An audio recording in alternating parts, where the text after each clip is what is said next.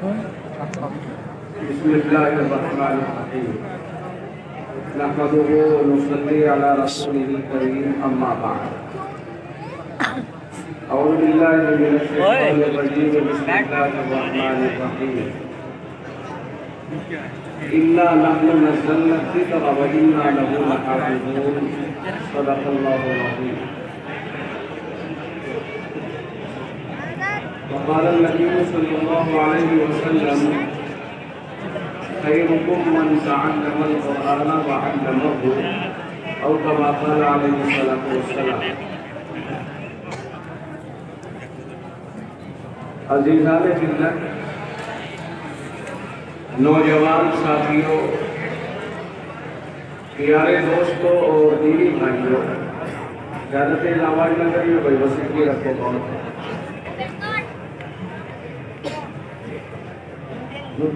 Mic پر بڑھیا آپ کا مائک ہماری بڑھیا بہترین ہے. بالکل بالکل. دیکھو، سب سے پہلے تو میں آپ حضرات کو یہ بتاتا چلوں کہ کیونکہ عصر کا وقت جو معمول کا وقت ہے، روزانہ نماز جس وقت میں پڑھتے ہیں وہ وقت تو ہو چکا ہے، لیکن وقت ہوتا تو ہو سکتا ہے کہ 1 گھنٹہ یا کم و بیش میں آپ حضرات کے سامنے کچھ عرض کرتا، لیکن وقت کی قلت دامنگیر ہے، اور یہ وقت کی قلت من جانب اللہ ہے، کیونکہ کام زیادہ تھا اور وہ کام ہونا تھا. کام روکتے، تقریر سنتے تو یہ بھی ایک کام میں خلل تھا. ہم سمجھتے ہیں کہ جو کارگزاری ادارے نے پیش کی ہے وہ کارگزاری آج کا اصل کام ہے، اور یہ تقریر ضمنی چیز ہے. بیان و کتابت جو جلسے میں کرائے جاتے ہیں وہ اصلاً نہیں ہوتے، میرے اپنے ذہن کے اعتبار سے طبعاً ہوتے ہیں. اصلاً وہ کارگزاری جو آپ کے سامنے پیش ہوئی رات سے ہو رہی ہے، اب بھی ہوئی، اور ادارے کی جانب سے جو کامیابی پر کامیابی مل رہی ہے وہ انشاءاللہ رات کی نشست میں بھی آپ کے سامنے کچھ کارگزاری آئے گی. اصل مقصد یہ ہوتا ہے کہ ہم نے پورے سال کیا کیا، یا ہم کیا کر رہے ہیں. جو آپ حضرات مدرسے کا تعاون کرتے ہیں وہ کامیاب بھی ہے آپ کا تعاون یا نہیں. یہ جو نتیجہ آپ نے دیکھا ہے، یہ نتیجہ آپ کے تعاون کے بعد جو نکل رہا ہے، یقیناً آپ کو اس کے اوپر خوشی ہو رہی ہوگی کہ الحمدللہ ہمارے علاقے میں ایک ایسا ادارہ موجود ہے کہ جس ادارے نے اس پورے خاطر کا نام روشن کیا ہے. ابھی میں پڑھاکو سے آ رہا تھا، بلکہ نگینے سے جب ہم اس راستے کے اوپر پڑھے، ہم بہت پہلے بھی یہاں حاضر ہوئے. شوق تھا، دل کے اندر تمنا تھی، اور سچائی یہ ہے کہ اس نقل تمنا کو اگانے والی شخصیت میرے استاد محترم کے قائم مقام اور بہت سارے جو ہمارے یہاں تشریف فرما ہیں، علماء کرام، حفاظ کرام، قرائے کرام، ان کے براہ راست استاد اور میرے بالواسطہ استاد، اس طرح سے کہ خیر مجدد پہ حضرت کا پہنچا ہوا ہے جناب حضرت قاری محمد یاسین صاحب. ان کے نام سے ہم بہت متاثر تھے پہلے سے، آج سے نہیں، تقریباً 22 سال سے، میں 21 سال سے حضرت سے واقف ہوں. تو یہی تمنا تھی کہ کبھی گاؤں دیکھیں گے، کبھی جائیں گے، اور اللہ نے کافی وقت پہلے دکھا دیا. تو جب ہم یہاں آتے تھے تو گرتے پڑھتے افتہ خیزاں اس طرح آتے تھے کہ گاؤں کو تلاش کرنا بھاری ہو جاتا تھا. ہمارا یہ تبصرہ رہتا تھا کہ اگر کوئی طالب علم کہیں پریشان کرتا ہو کہ وہ بھاگتا ہو پڑھنے سے، تو گاؤں چھوڑ کر اس کا باپ بھی نہیں بھاگ پائے گا، بھاگے گا کدھر. اب جب میں آج ادھر سے چلا رہا تھا اور بڑھاپو سے جب ادھر کو بڑھا تو مولانا حکیم صاحب میرے ساتھ تھے. میں نے کہا قیامت کی ایک بہت بڑی نشانی تمہارے یہاں ایک شاندار روڈ بن جانا ہے. علامت قیامت میں جو حیرت انگیز ترقیاں ہوگی نا، وہ ایک بہت بڑی ترقی ہے کہ اتنا شاندار روڈ اس علاقے کے اندر آ گیا. ہم نے کہا جب ترقی اتنی ہو چکی ہے تو آپ سمجھ لو کہ دنیا واپس لوٹے گی. خیر یہ تو ایک بات ہے، ضمنی طور پر سچائی یہ ہے کہ ان اسباب و وسائل کو ترقی نہیں کہا جاتا ہے۔ ترقی ایک دوسری چیز ہے جو آپ نے اسٹیج کے اوپر دیکھی ہے، ترقی اس کو کہتے ہیں۔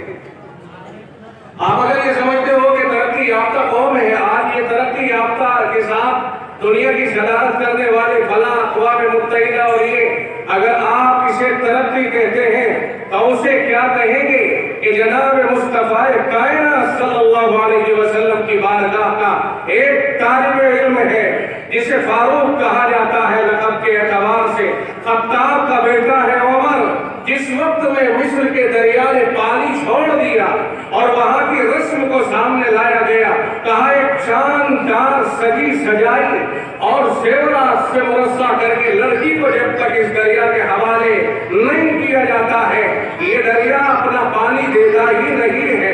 وہاں کے گورنر نے خط لکھا ہے فاروق اعظم کو اور یہ کہا کہ آپ اس رسم کے بارے میں کیا کہتے ہیں؟ یہاں کے لوگ تو اس طرح کہہ رہے ہیں۔ فرمایا عمر فاروق رضی اللہ عنہ نے ایک پرچے کے اوپر لکھا اور دریا کو براہ راست مخاطب کیا اور یوں کہا کہ او دریا سن لے، اللہ کے نام سے یہ پرچہ عمر بن خطاب کی طرف سے دریائے نیل کے حوالے، اگر تو اپنی مرضی سے چلتا ہے تو ہمیں تیرے پانی کی کوئی ضرورت نہیں ہے، اور اگر تو رب کی مرضی سے چلتا ہے تو میں تجھے کہتا ہوں کہ اللہ کے حکم سے چل جا۔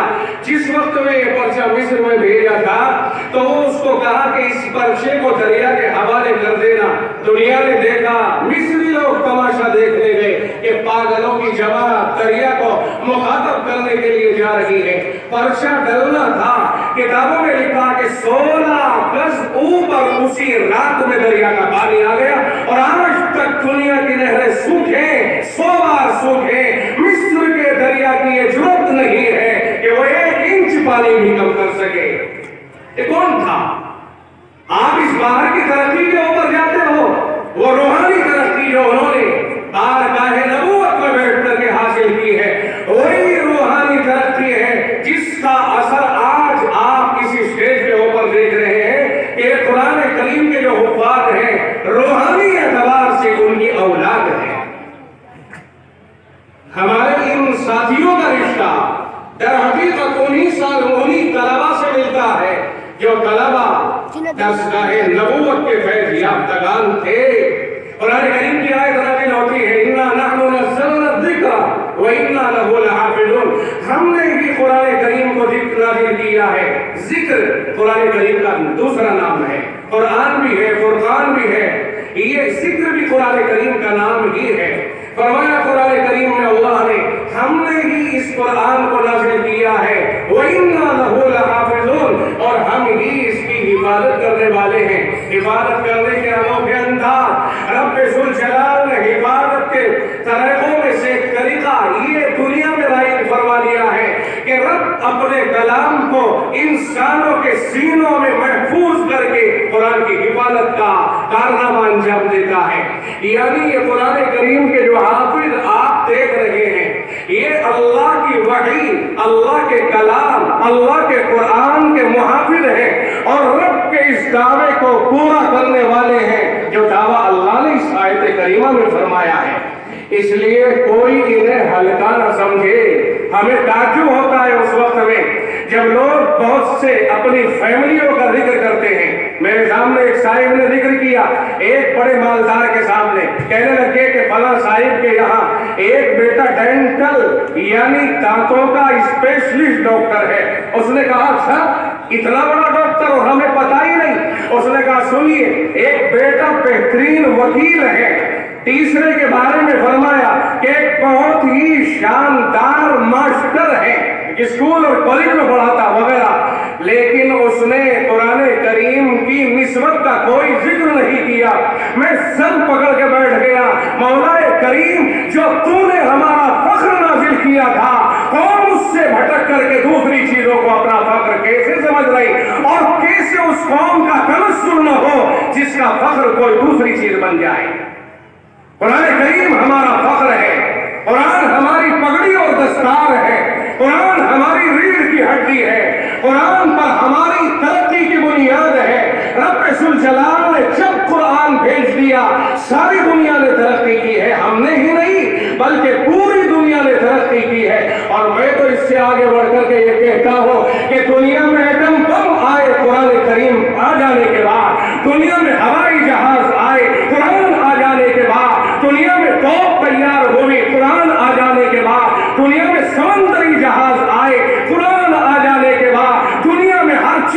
دریافت ہوئی قرآن آ جانے کے بعد، ورنہ مسلمانوں تم سے پہلی قومیں بہت ہیں لیکن ترقیات سے خالی ہیں۔ اگر ترقی آئی ہے تو قرآن کے بعد آئی ہے۔ آپ قرآن کے مضامین کھولتے جائیں گے۔ میں کوئی سائنس کی تقریر نہیں کر رہا آپ کے سامنے، لیکن آپ کو اس احساس کمتری سے باہر لانے کی بات کر رہا ہوں، جس احساس کمتری میں آج مسلمان مبتلا ہو گیا کہ لوگوں کے سامنے بیٹھ کر کے گردنیں جھکاتا ہے۔ نہیں، کوئی مٹی کا ڈھیلا لیے بیٹھا ہے، کوئی اینٹ کا ٹکڑا لیے بیٹھا ہے، کوئی کچھ لیے بیٹھا ہے، آپ ہیرا لیے ہوئے بیٹھے ہیں۔ اور یہ صرف مثال کے طور پر سمجھانے کے لیے کہہ رہا ہوں، ورنہ اس کی کوئی تشبیہ بھی نہیں ہے۔ قرآن کا علم جس کے پاس میں ہے اس کے پاس سب کچھ ہے، اور جس کے پاس قرآن کا علم نہیں ہے، آؤ بارگاہ نبوت سے فیصلہ کراتے ہیں۔ آقا رحمت نے ارشاد فرمایا، وہ دل جس میں قرآن نہیں ہے وہ اجڑے ہوئے اور ویران مکان کے مانند ہوتا ہے۔ ہمیں ضرورت کا انکار نہیں۔ میں اپنے ناراض ہونے والے بھائیوں سے درخواست کر دوں، کبھی آپ یہ کہیں کہ کپڑے پہن کے مولوی سے لگ رہا ہے لہذا مولویوں کی بات کر رہا، حافظ صاحب اور قاریوں کی بات کر رہا ہے۔ نہیں، میں سب کی بات کر رہا ہوں۔ ہمیں ترقی سے کوئی انکار نہیں، ترقی اور ضرورت اپنی اپنی جگہ، لیکن مقام اور مرتبے سے کھیلا نہیں جا سکتا ہے۔ آپ چونکہ مجھے وقت کی قلت درپیش ہے، اس لیے میں بہت ہلکے سے لفظوں میں اشارہ کر رہا ہوں۔ اگر آپ قرآن پر وکالت کی کتاب رکھ سکتے ہو، اگر آپ قرآن پر انجینئرنگ کا کورس رکھ سکتے ہو، اگر آپ قرآن پر ڈاکٹری کا کورس رکھ سکتے ہو تو رکھ کے دکھاؤ۔ آپ نہیں رکھ سکتے ہو، قرآن ایک طرف رکھا ہوا ہے، اس پر آپ کوئی کتاب نہیں رکھ سکتے ہو، نہ ڈاکٹری کی کتاب، نہ انجینئرنگ کی کتاب، نہ کوئی اور کتاب۔ آپ کا دل لرز جاتا ہے، بلکہ بخاری شریف جو جناب مصطفیٰ کائنات صلی اللہ علیہ وسلم کے ارشادات کا مجموعہ ہے، آپ قرآن پر وہ بھی نہیں رکھ سکتے ہیں۔ پھر کیا خیال ہے، جب قرآن پر کوئی دوسری چیز نہیں رکھی جا سکتی ہے تو قرآن کے عالم کے اوپر بھی کسی کا مرتبہ نہیں رکھا جا سکتا ہے۔ مجھے حیرانی ہوتی ہے اپنے بھائیوں کے اوپر، جب وہ تعریف کرنے پر آتے ہیں، وکیلوں کی فیملی کی تعریف کر رہے ہیں، ڈاکٹروں کی فیملی کی تعریف کر رہے ہیں، انجینئروں کی فیملی کی تعریف کر رہے ہیں، لیکن جس فیملی میں قرآن کے عالم حافظ قاری ہوتے ہیں انہیں ملا جی اور فرسودہ کہہ کر کے پیچھے پھینک دیا جاتا ہے۔ کہا دنیا کو انہی مولویوں نے تو پیچھے کر دیا، ورنہ دنیا نہ جانے کہا پہنچو جہاں پہنچنا ہے، مرو گے تو یہی تمہارا جنازہ پڑھائے گا، پیدا ہوگے تو کان میں یہی اذان پڑھے گا، جماعت کے لیے آؤ گے تو امام یہی بنا ہوا رہے گا۔ اگر یہ اللہ اکبر کہتا ہے، وزیر اعظم کو بھی پیچھے اس کے اشاروں پہ چلنا ہوگا، وکیل کو اس کے اشاروں پہ چلنا ہوگا، ڈاکٹر کو اشاروں پہ چلنا ہوگا۔ اگر یہ اللہ کی بارگاہ میں ہماری قیادت کر سکتا ہے تو دنیا میں ہمیں اسے مسلح سے اترتے ہوئے نیچی نگاہ سے دیکھنے کا حق کس نے دیا ہے؟ بات سمجھ میں نہیں آئی؟ میں آپ کے ذہنوں سے یہی اتارنا چاہتا ہوں کہ قرآن اگر کاغذوں پہ لکھا ہوا ہو تو دنیا اسے سر پر رکھنے کو تیار ہے۔ وہ کاغذ جو بے وقت تھا، قرآن کے الفاظ چھپ جانے کے بعد اتنی اوقات ہو گئی کہ اسے بغیر وضو کے بھی نہیں چھوا جا سکتا ہے۔ پھر کیا خیال ہے، وہی الفاظ جو کاغذ پہ اتر کے کاغذ کو بلند مقام دے رہے ہیں، وہی الفاظ حافظ انسان کے سینے کے اندر اتر کے انسان کا مقام مرتبہ بلند کیوں نہیں کر سکتے؟ بات سمجھ میں نہیں آئی آپ کی؟ جن الفاظ نے ایک کاغذ کو بلند مقام عطا کیا ہے، وہی الفاظ ایک انسان کو بلند مرتبہ کیوں نہیں عطا کر سکتے ہیں؟ اسی لیے جناب محمد الرسول اللہ صلی اللہ علیہ وسلم نے ارشاد فرمایا، اِنَّا نَحْنُ نَزَّلْنَا الذِّكْرَ وَإِنَّا لَهُ لَحَافِظُونَ۔ ہاں، اللہ کا ارشاد ہے کہ ہم نے ہی قرآن کو نازل کیا ہے اور ہم ہی حفاظت کرنے والے ہیں۔ محافظ کون ہے بھائی دنیا میں؟